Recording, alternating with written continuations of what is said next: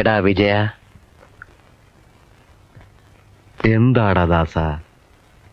എടാ നമുക്കെന്താ ഈ ബുദ്ധി നേരത്തെ തോന്നാത്തത്? ഏത് ബുദ്ധി? അല്ല, കണ്ടവന്റെ ഇടിയും തൊഴിയും വാങ്ങി നക്കാപ്പിച്ച ശമ്പളത്തിന് ജോലി ചെയ്യുന്നതിന് പകരം ഇതുപോലെ സ്വയം ബിസിനസ് ചെയ്യാനുള്ള ബുദ്ധി. ദാസ, ഓരോന്നിനും അതിൻ്റെതായ സമയമുണ്ട് മോനെ. നമ്മുടെ ചെലവ് കഴിച്ചുള്ള മുഴുവൻ കാശും മാറ്റിവെക്കണം. ഇപ്പൊ 2 പശുക്കളല്ലേ? അതെ. അത് 4ആയി, 10ആയി, 50ആയി, 100ആയി, 1000ആയി. നമുക്ക് നല്ല ഒരു വീട് കെട്ടണം, ഒരു കാറ് വാങ്ങണം, ഒരു ഫ്രിഡ്ജ്, AC, VCR, TV. നമുക്കങ്ങ് സുഖിക്കണം.